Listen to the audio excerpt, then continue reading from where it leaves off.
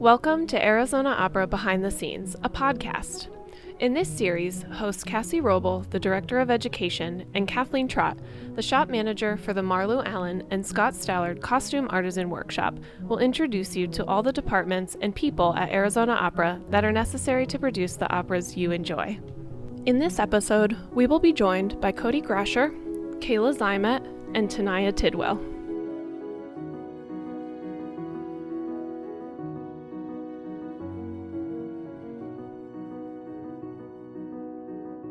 Hi everyone! So we're going to start with our trivia from last week.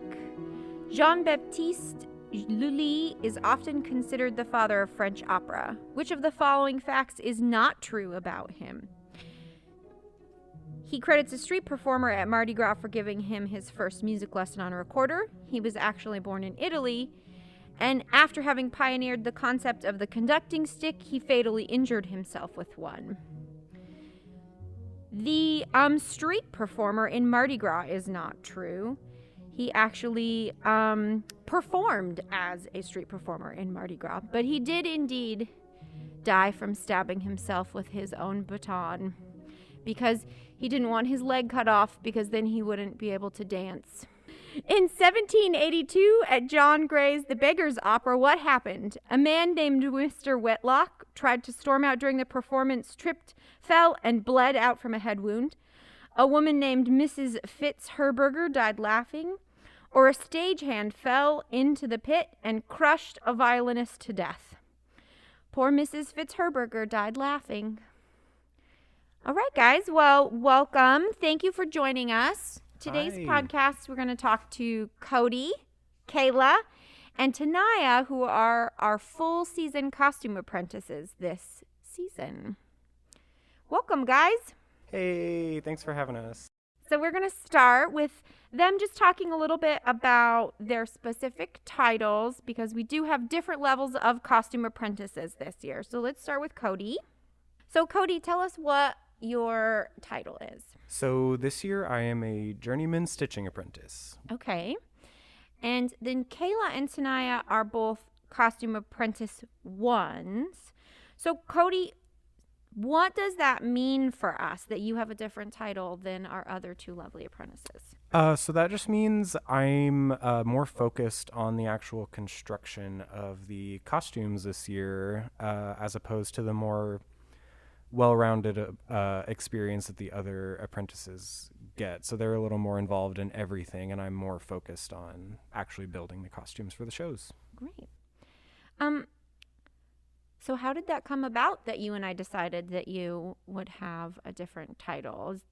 Because I think our long-term podcast listeners know that this isn't Cody's first venue into podcasting with Cassie and I. So how long have you been with us, and then what led us to deciding that as you came back you would be a journeyman? So I first joined the Arizona Opera Costume Shop in the Apprentice program in January of 2020. So La Boheme was my first show here, and then I returned last season as well, and I was still just a costume apprentice last season. But you and I talked, and we chatted about how passionate I am about actually, sewing and building the costumes, and you said, okay, let's make this happen. So that's my focus this season is, getting the costumes ready for our performers. I know that you unfortunately joined January of 2020, so your things abruptly came to a halt in March 2020, and then the following year definitely looked a lot different than normal. But do you have something that you liked the best that you've done in your time here at Arizona Opera, even though it's been a little unique? Yeah, weirdly enough, my one of my favorite experiences came out of the pandemic season, because I'm sure many of our listeners know we produced a film during the pandemic, The Copper Queen, and it actually, I know this is coming out later, but it recently premiered, and we all got to see like the work that we had done on a big screen and then see our names in the credits, which was kind of special. So that was really exciting. For our listeners who are now able to watch The Copper Queen on Arizona Opera on demand, is there a piece of clothing or something in the film that you specifically did that they could look for? Oh, yeah. So the character of Theodore Billings, played by Mr. Joshua Dennis, lovely human, I made his corduroy vest that he wears and his kind of rough wool coat that he wears as well. So those were some... The coat specifically was kind of my first foray into full tailoring of a garment, which was really cool. And to be able to see it on the big screen and know that it really is out there forever. I think that's something cool that's happening with the Copper Queen, is when we put something on stage, while there are photos and things like that, we stage it and perform it, and then it kind of goes away for a while. But in this case, the Copper Queen will be around forever. So yeah, it's kind of exciting because, I mean, even if we do end up reusing costumes from previous productions, there's normally tweaks made to them, but that costume is going to exist forever and ever as it was in that moment. So next up we have Kayla, and this is your first year as an Arizona Opera apprentice, right? Yes, it is. So what is your background education? So my background, I started theater in Iowa at a local summer stock all throughout high school, and decided to go to college for theater, continue that passion that I had. And that's where I got more into the costuming world. So I went to University of Northern Iowa, and I got a degree in theater design and production. How did you find Arizona Opera? How did you wind up here? Yeah, so I had previously worked at the Utah Festival Opera, their summer stock there, where I had met Cody and our cutter draper, Cece. And so I had a previous knowledge of Arizona Opera. And when I graduated amidst the pandemic in 2020, I felt like it would be a really good next step for me to continue learning. Yeah, Kayla was actually supposed to come to us this last season, but then with everything, she didn't. But we were really glad that she was able to take up the offer to come back this season. Yes, I'm happy to be here. Great. So then, Tenaya, your turn. Yes, hello. This is also my first year, as it's been said many times, as the apprentice. I'm very happy to be here too. So where did you go to school for this? Where did you come from before you came to this lovely room and moment in time? So I didn't actually get into theater until I was in college. Kind of all my education was focused more on the science, medical side, and that's what I originally got into college for. I did that for a year, hated it. So I kind of had this whole shift in myself of like, okay, well, what are my passions? What do I actually like to do? And I love to sew, but I wasn't terrible. I could like make things that you could wear, but I was like, if I want to do anything with this, I have to get an education in it. So I ended up at the University of Arizona down in Tucson, and I was a part of their theater program. I graduated in December of 2020, kind of during the pandemic, which, very fun. But I graduated with a BFA in theater with an emphasis of costume production. Great. So then in the in-between time from when you were graduating and then when you have come to us, what have you been doing with your life during all of the events of the world? Yeah, besides just like binge watching shows, because I was at home all the time. Like I said, so my senior year, I had to go back home for college. And because of that, since theater is so hands-on when you're, learning it and stuff, I really felt, although I was learning stuff online, I was just missing a lot of the experience that comes with actually working with the clothes. So I went out there to see what might be out there. I first looked at local theaters, and, the opera kind of came under my radar, but of course, kind of closed, everything was. But luckily, I found a little alteration shop that had a medical contract with a care facility, so they were able to stay open. We made gowns for them, masks, so I went there and they offered me the job. So I've been working there for the past year or so and just getting experience that way. So, Tenaya, I'm going to stay with you for a second. Have you you just said a little bit about this, but have you always wanted to work in theater? I think secretly, yes. I don't know. Okay. Like many little kids, probably, my first exposure to theater was The Lion King. My mom took me to a show, and all I remember, I loved the drama. I instantly fell in love with it. And there's a whole scene where the animals come down the aisles, and I was blown away what you could do with theater. But unfortunately, with like how busy I was with school, I never had time to dive into that area. So it was always something I wanted to do, but never had the time to do until I made the switch up. And I have not regretted a single ounce of it. That's good. What about you, Kayla? Have you always wanted to be in theater? I'd say from high school on, yes. Prior to that, I was a very shy child. I honestly credit theater a lot to me being able to come out of my bubble.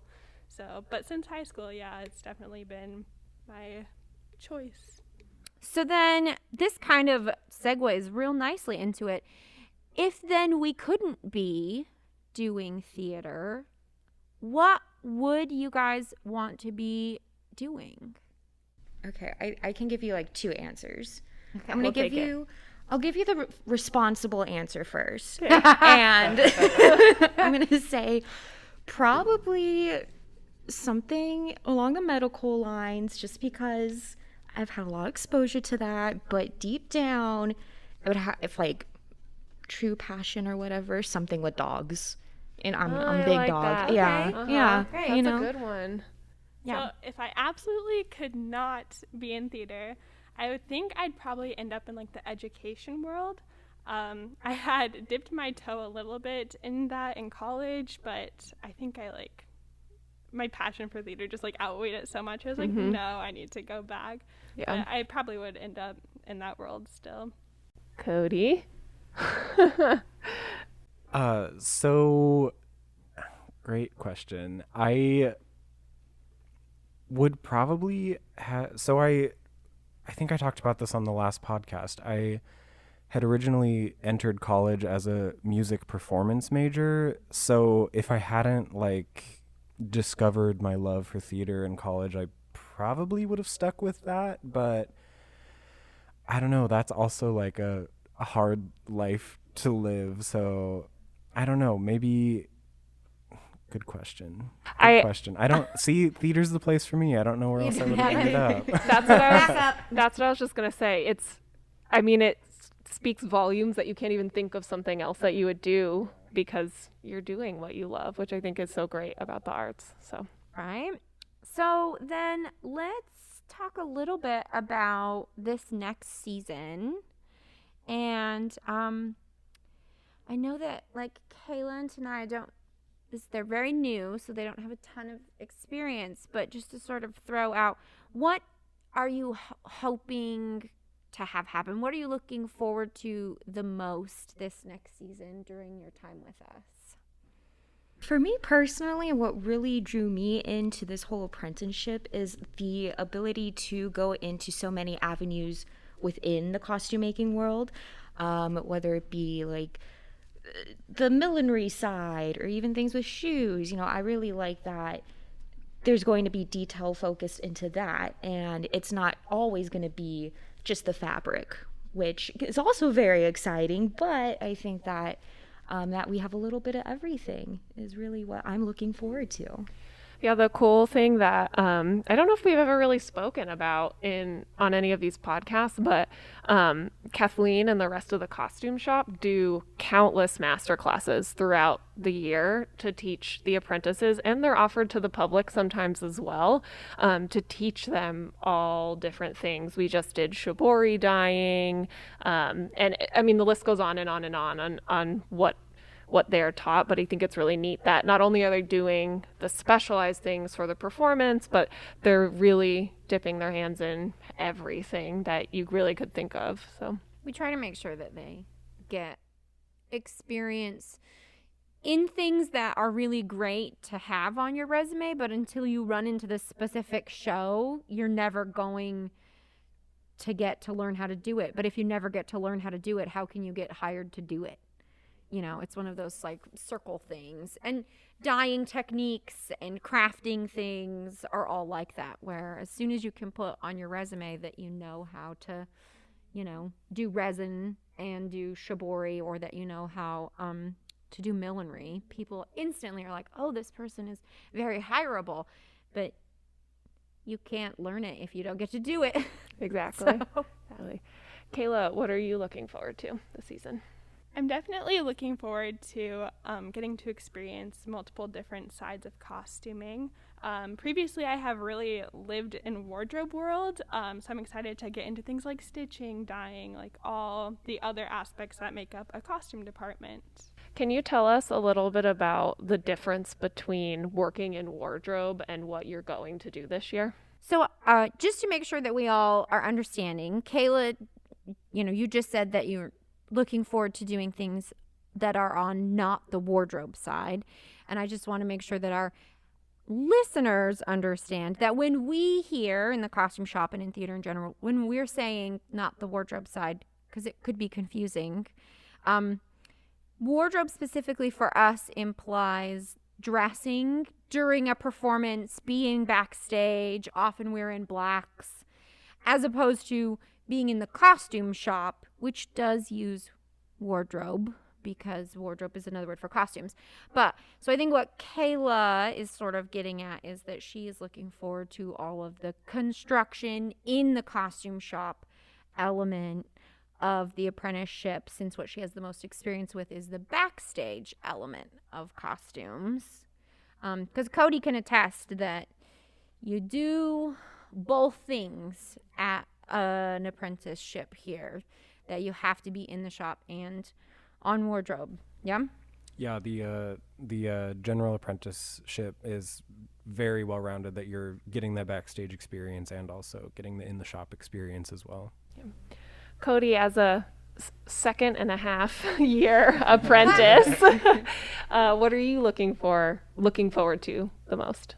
We're like really digging into alterations this season, because we're doing a lot of rentals, which is something that I have experience with, but not like a wide variety of alterations. So I'm actually kind of excited to get more experience in that world. And then we're actually like fully building Cosi, which is our final show of the season.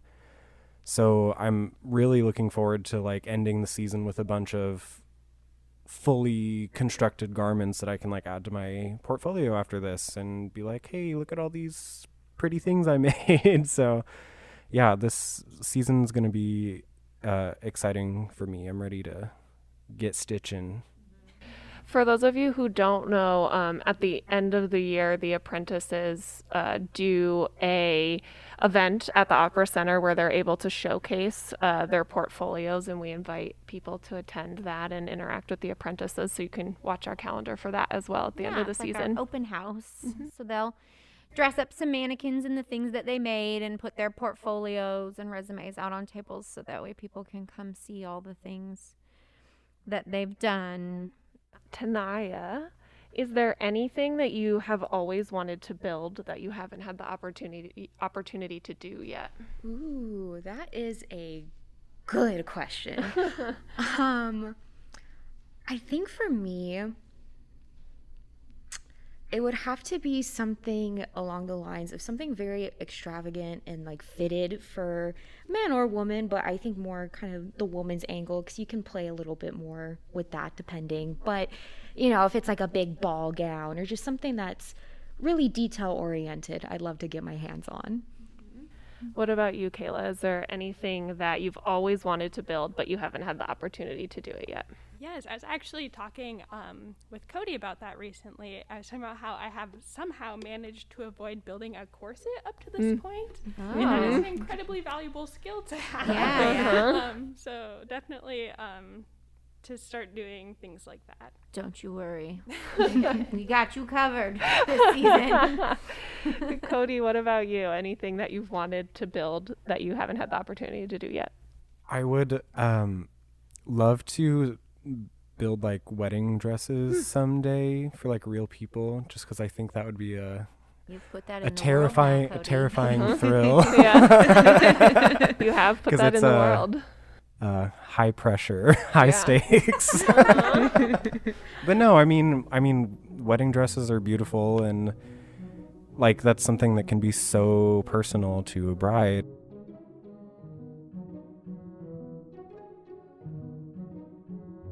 Arizona Opera returns to the stage with El Milagro del Recuerdo, The Miracle of Remembering, December 3rd and 4th at 7:30 p.m.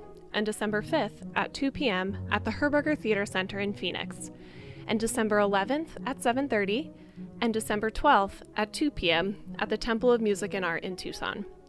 In both cities, join Director of Community Alliances, Courtney Clark, an hour before the show for a pre-performance talk. The Copper Queen film is also still available for purchase on Arizona Opera On Demand until January 4th, 2022. To find all of Arizona Opera's upcoming events, visit azopera.org/upcoming events or azopera.org and click Calendar. Please be sure to check the required COVID-19 safety requirements prior to attending an Arizona Opera event. To stay up to date on all of Arizona Opera's events and performances, be sure to subscribe to our email list and follow us on Facebook, Instagram, Twitter, and LinkedIn.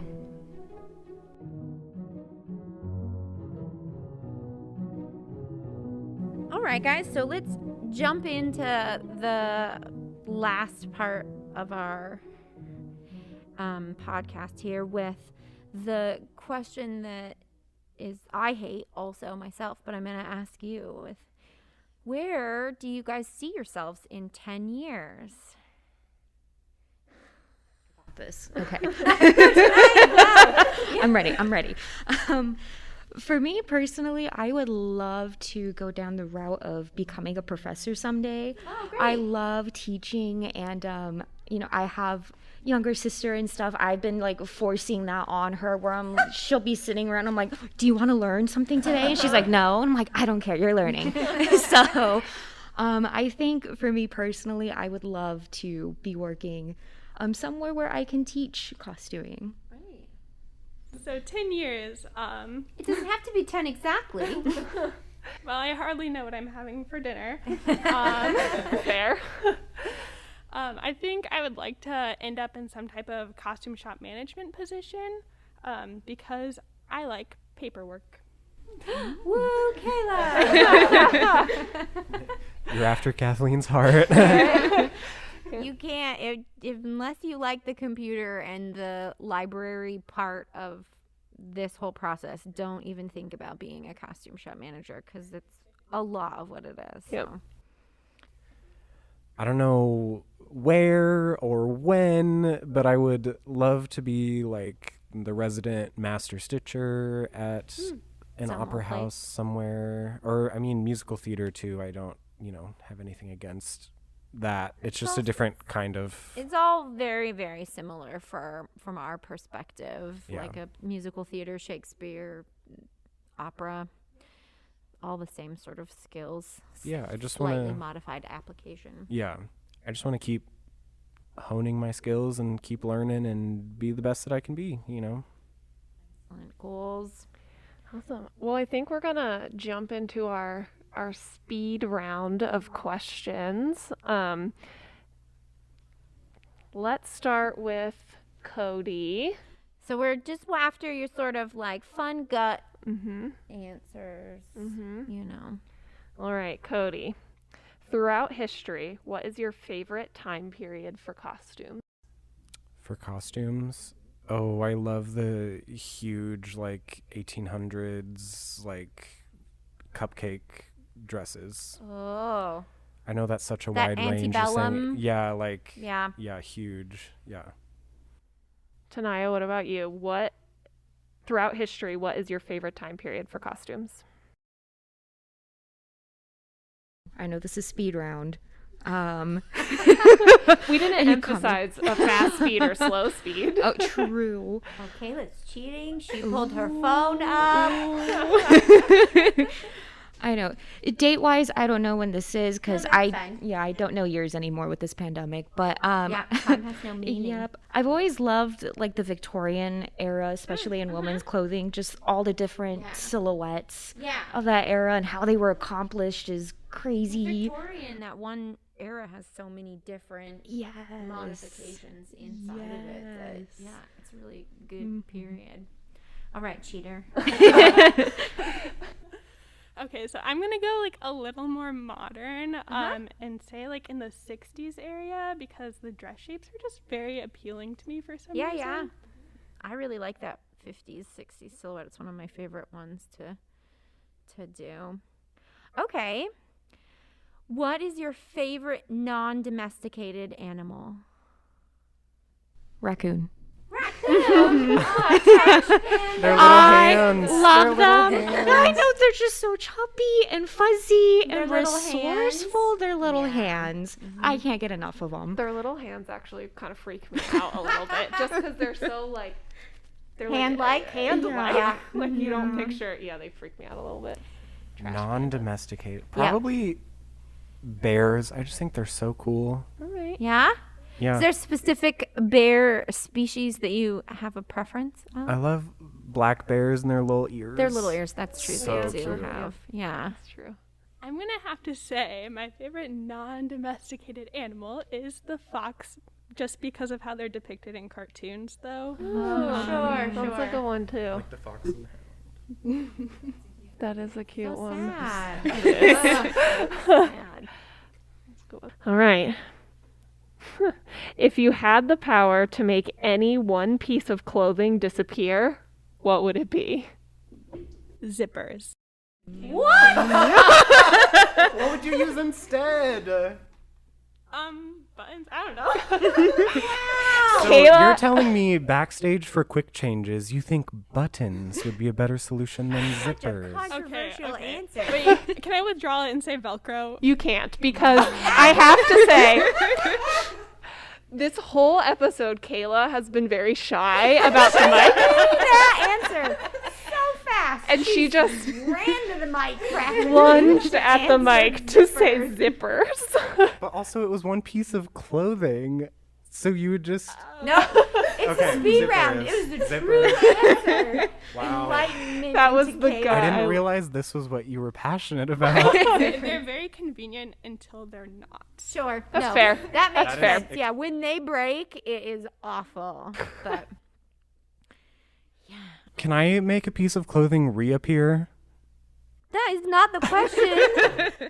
Fine, Cody. Well, the spirit of it is like a clothing trend you hate, right? Yeah, sure. Sure. I hate when men aren't wearing socks with their shoes and they're wearing like The pants are too high. the pants are too high and they're not wearing socks. You just see ankle. I'm like, put Your a pants sock are on wrong. it. Your pants are wrong. Your foot is wrong. You're wrong, sir. A plus for Cody. So you want socks to reappear? I want socks to reappear on everyone. Hems to be properly Lengthed. It's fair. No, I understand. All right, Tenaya. Okay. Might be a little controversial because while I do love them. More controversial. Yeah. More controversial than zippers? I mean, I don't know if it's that far. But that was a pretty good one.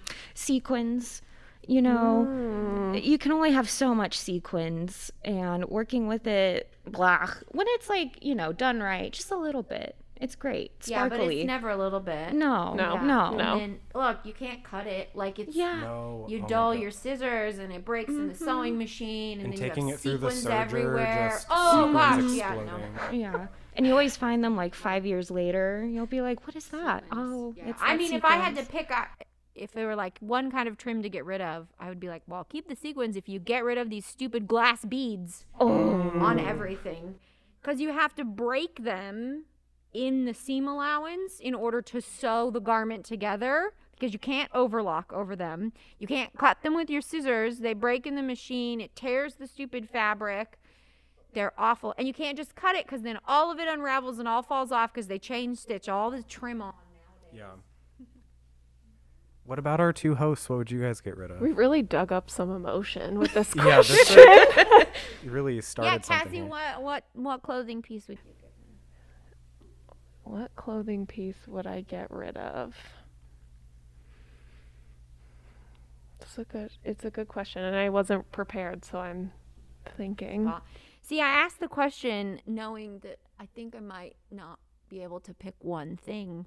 Just start your I know. list. I mean, I guess I would say like bell-bottom jeans, but they've been out for a long time, and they're creeping back in, and I really would rather them not. That and like super low-rise jeans. Never again. I will not. I knew you were going there. Yeah, that's like I grew up with those, and I never want to experience them again. Yeah, in the 90s, and you'd have to wear 2 underwears because your pants were so low and you didn't tie your shoes. So then they'd get in a crash on your skateboard and your shoes would fly off and your pants would practically fall down. I have very strong opinions about 90s fashions. Yeah, not a fan. Not a fan at all. Kathleen? I just said. That's it. Got it. I can tell you there are lots of others. The 1820s is a weird period. They did weird things for ladies in the 1830s. Like, this is a path. I think that we would have a whole bunch of things gone. I also, on the opinion of Cody and his making things reappear, I would like pockets that are usable to reappear in women's clothing. That would be helpful. I have fake pockets, a lot of fake pockets. Well, your pants can't be tight and tiny if they have real pockets in them, Cassie. I mean, I get it. Watch me.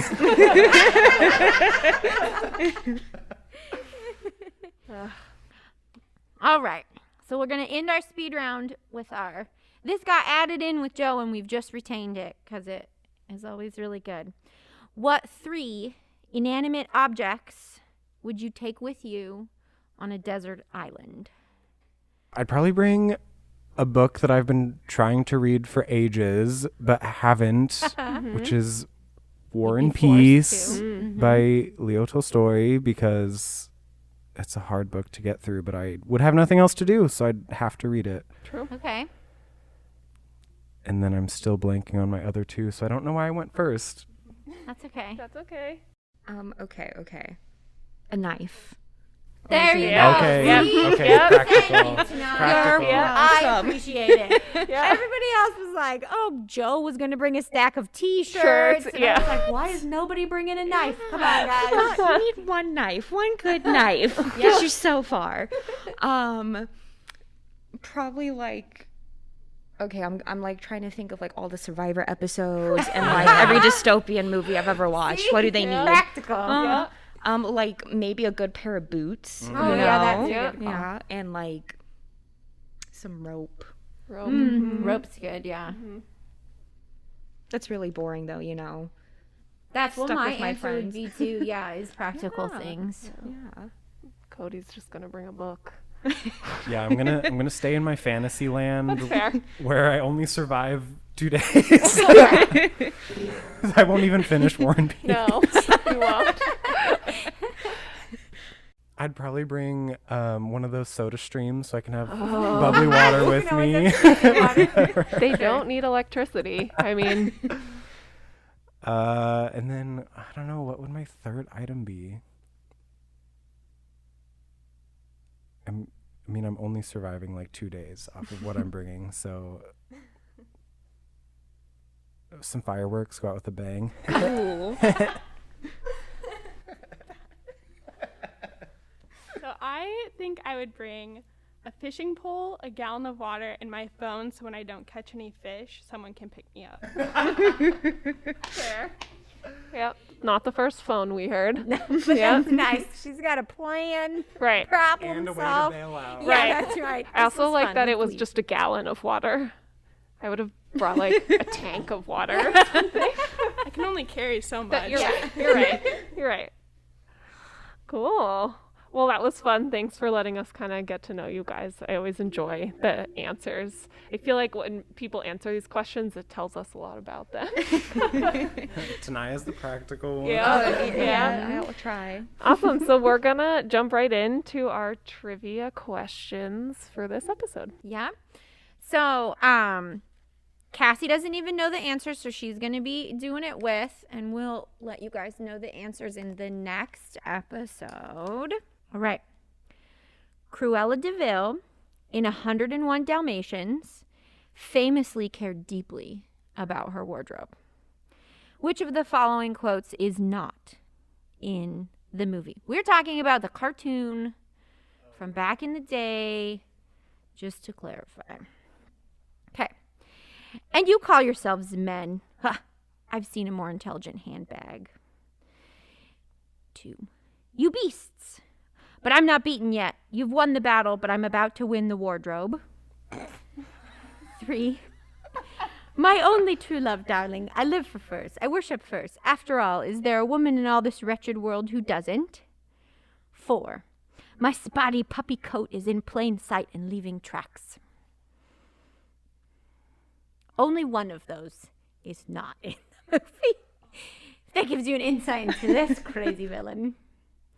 I think my gut was number 2.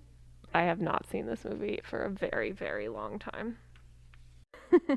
Was 2 the wardrobe one? Yes, the You Beast one. But I'm about to win the wardrobe. It's the end of that one.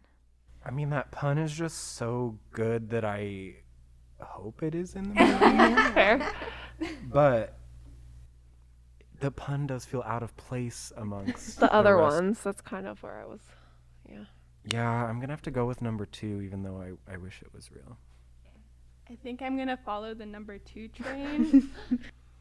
Yeah, because the wardrobe pun's a little painful, and I think I have childhood trauma. I am really hoping number 2's in the movie because that's a really good one. So I'm going to go number 4. Okay, great. True or false? In the 1940s, roll-on deodorant inspired the invention of the ballpoint pen. I almost immediately said true, and then my brain is thinking, what if it's the reverse?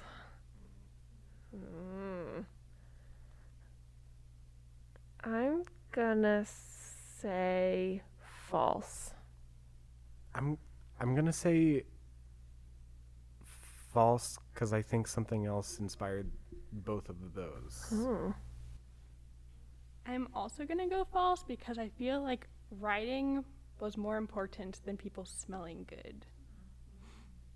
Not to be the black sheep, I'm going to go true again. The opposite. I love it. Just because I want that to be true. Okay. Awesome. Well, I think that's our last trivia question. Thank you guys so much for joining us today. It was great to have both Tenaya and Kayla with us for the first time, and thanks for coming back again for the second time, Cody. We're looking forward to seeing everything that you all do. Yeah, thanks. Thank you. Thanks, guys. Bye.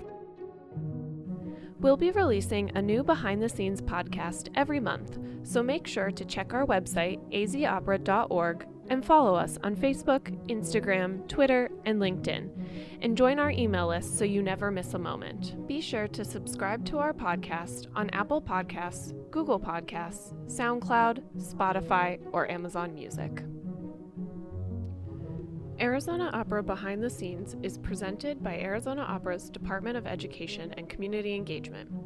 These programs are made possible in part thanks to the support from Karen Fruin, the Molly Blank Fund, Dr. Rex Brewster, Invest in Kids Charitable Gift Fund, the Marino Family Foundation, the Arizona Republic, Cardinals Charities, the City of Peoria, Desert Diamond Casino West Valley, Kiwanis of Litchfield, and a consortium of individual donors. The Behind the Scenes podcast is also part of the Arizona Opera Next Gen initiative that encompasses a wide variety of programs that go beyond the opera stage to develop the next generation of opera artists, audiences, and philanthropists. To learn more about the programs that are part of the Arizona Opera Next Gen initiative, please visit azopera.org and click Next Gen Initiative. These programs are made possible in part thanks to generous support from Karen Fruin, Roma Witkoff, Jeanette J. Siegel, the Molly Blank Fund, APS, Jody Pelusi, and a consortium of individual donors. We would like to extend a special thanks to the Marlu Allen and Scott Stallard Costume Artisan Workshop. This podcast is produced by its hosts, Cassie Roble and Kathleen Trott, with editing and music composition by Sean Mallow.